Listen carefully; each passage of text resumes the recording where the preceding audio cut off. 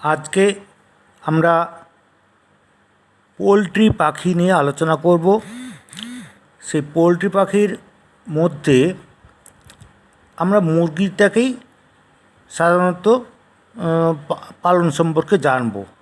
দেখো, পোলট্রি কাকে বলা হয় না, অর্থনৈতিক গুরুত্বপূর্ণ রয়েছে এরকম পাখিরাই পোলট্রি পাখি, আর এরকম পাখিদের চাষ করাকে বলা হয় পোলট্রি।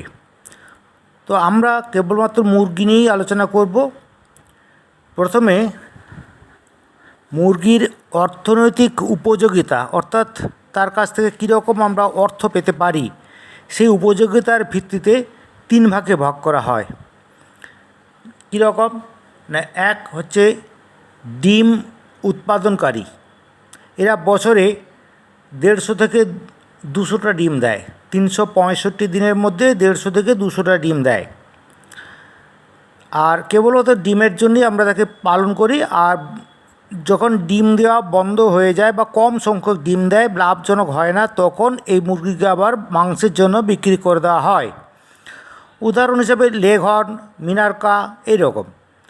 আবার মাংস উৎপাদনকারী, যার থেকে কেবলমাত্র মাংস উৎপাদন করা হয়, এদের ডিম খুব কম হয় বলে এদেরকে ডিমের জন্য পোষা হয় না, মূলত মাংস উৎপাদনের জন্য পোষা হয়। আসিল, চিটগাং, ব্রাহ্মা, কোচিন, সগুনা, আরামবাগ প্রভৃতি এই উদাহরণ। আর দুই রকম গুণ রয়েছে, অর্থাৎ ডিমও দেবে, বড় সাইজের হবে, মাংসও তাকে বিক্রি করা যাবে। এরকম হলে আমরা তাকে উভগুণ সম্পন্ন জাত বলবো। যেমন Rhode Island Red, Plymouth Rock, New Hampshire, এগুলো হচ্ছে তার উদাহরণ জাতের।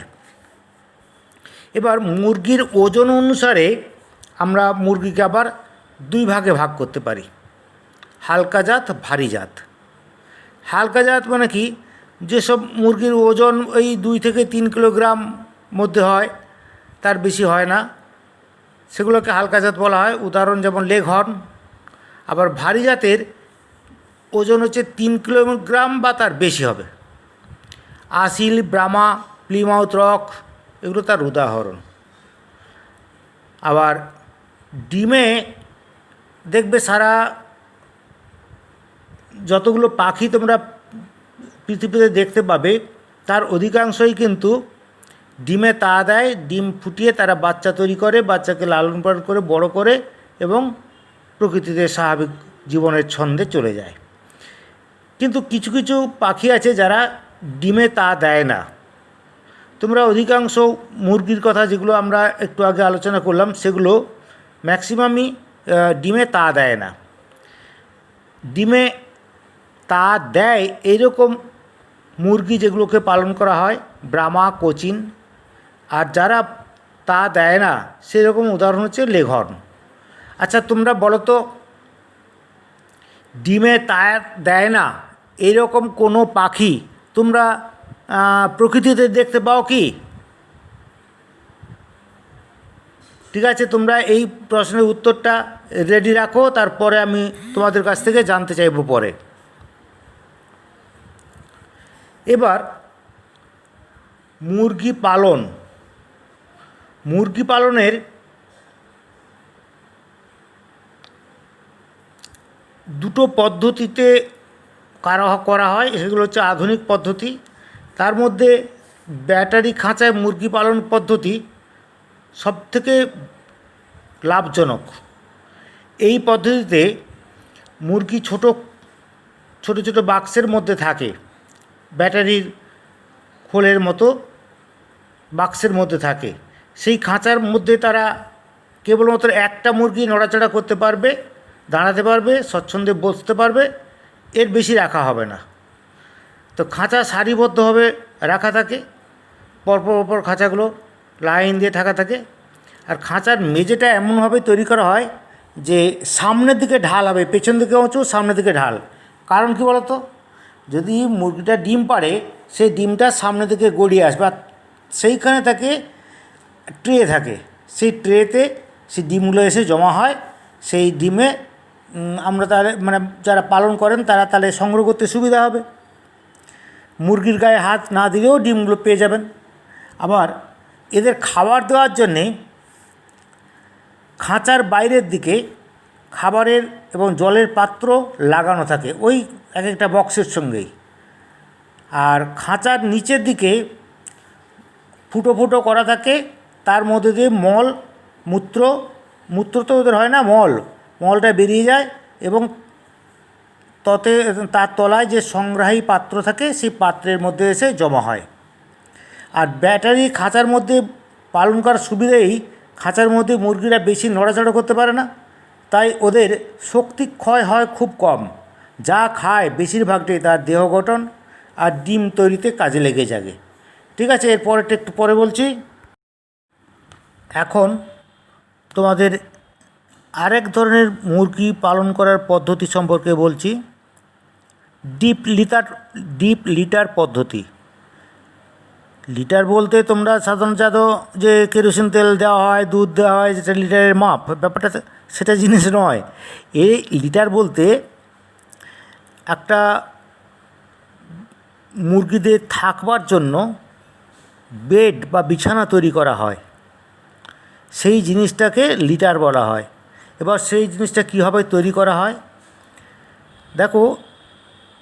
এই ডিপ লিটার তৈরি করবার জন্যে ঘরের মেঝেতে আগে চুন এবং ব্লিচিং পাউডার ছড়িয়ে দিতে হবে, যার ফলে জীবাণুমুক্ত হয়ে যায়।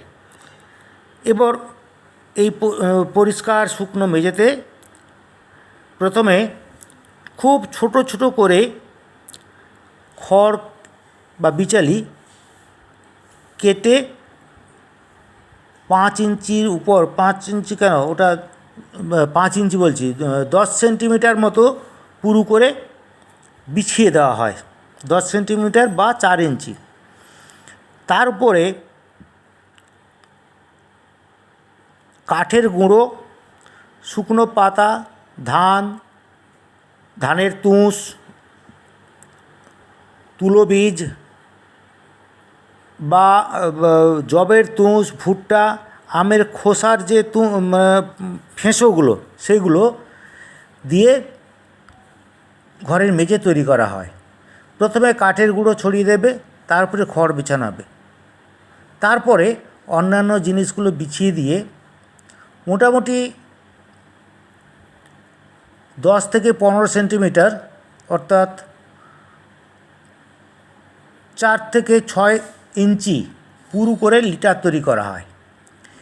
এর উপরে মুরগিরা হাঁটাচলা করে, মলমূত্র ত্যাগ করে, এর ফলে একটু বসে যায়। তারপরে আবার নতুন করে 5 সেন্টিমিটার পুরু লিটার পাতা, ঠিক একই রকমভাবে যে পদার্থগুলো দেওয়া হয়েছিল সেই পদার্থগুলো দিয়েই লিটার পাতা হবে। মোটামুটি 20 সেন্টিমিটার যখন পুরু হয়ে যাবে তখন ওটা সম্পূর্ণ স্থায়ী লিটারে পরিণত হয়ে যায়। আর এরপরে এই ঘরের মধ্যেই খাবারের পাত্র রাখা হবে এমন করে যে তার মধ্যে কেবল একটা মুরগি ফাঁক দিয়ে মাথা গলিয়ে, শিকের ফাঁক দিয়ে মাথা গলিয়ে খাবারটা গ্রহণ করতে পারে। জলের পাত্র ঠিক এইভাবে রাখা থাকে। তোমরা ছবিতে লক্ষ্য করে দেখো, ঠিক একই জিনিসগুলো ছবিতে দেখানো আছে। প্রথম ছবিটা দেখো, ব্যাটারি বাক্সের মতো করে খাঁচা তৈরি করা হয়, তার মধ্য দিয়ে মুরগিগুলোকে রাখা থাকে, আর মুখ বাড়িয়ে ওরা বাইরের খাবারটা খাচ্ছে, জলটা খাচ্ছে, দেখতে পাচ্ছ।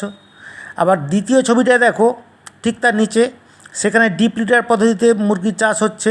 সেখানে সরু সরু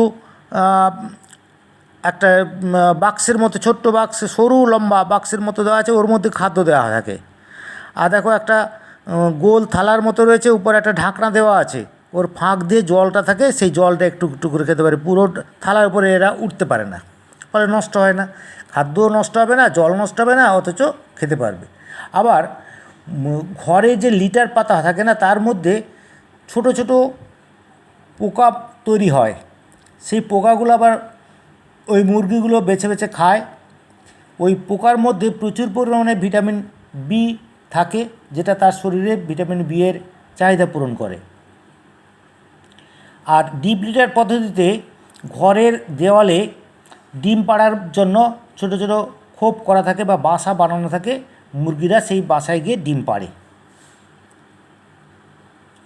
এবার ডিম তো পারলো, সবই তো হলো, এবার প্রশ্ন হচ্ছে আমরা ডিম বা মুরগির মাংস খাবো কেন?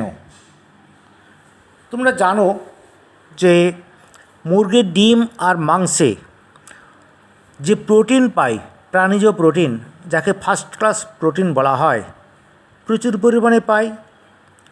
আবার মুরগির মাংসে ক্ষতিকারক যে ফ্যাট এলডিএল তার পরিমাণ অনেক কম থাকে, ফলে মুরগির মাংস আমাদের পক্ষে খুবই স্বাস্থ্যকর।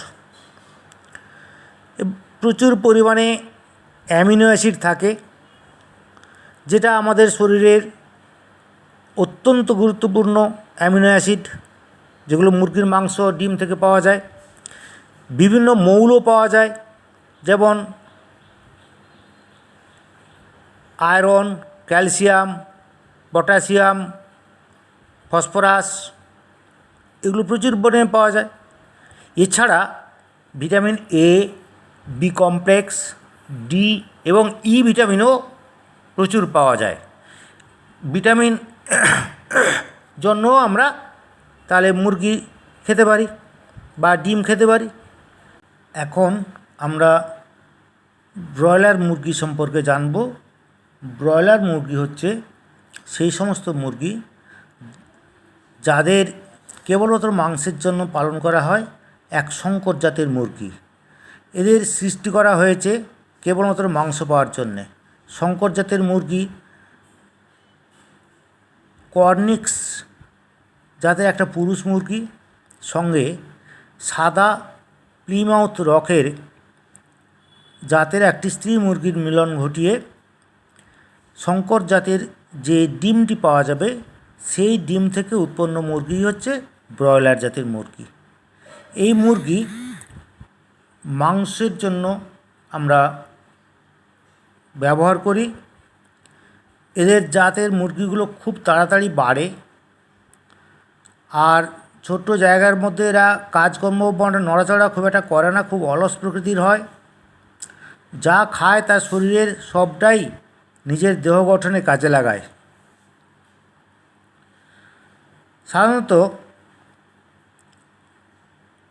এরা 5 থেকে 7 সপ্তাহের মধ্যেই বিক্রি করার মতো ওজনে পৌঁছে যায়, অর্থাৎ 1 কেজি থেকে 1.5 কেজির মধ্যে পৌঁছে যায়।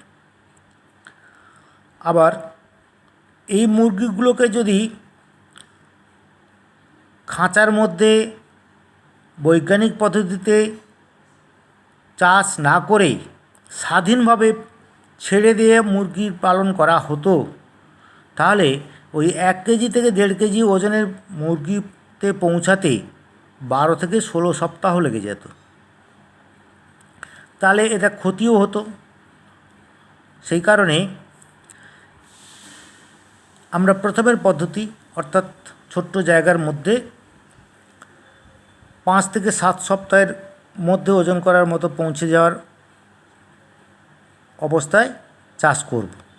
এতে চাষের খরচও কমবে, লাভটা বেশি পাওয়া যাবে।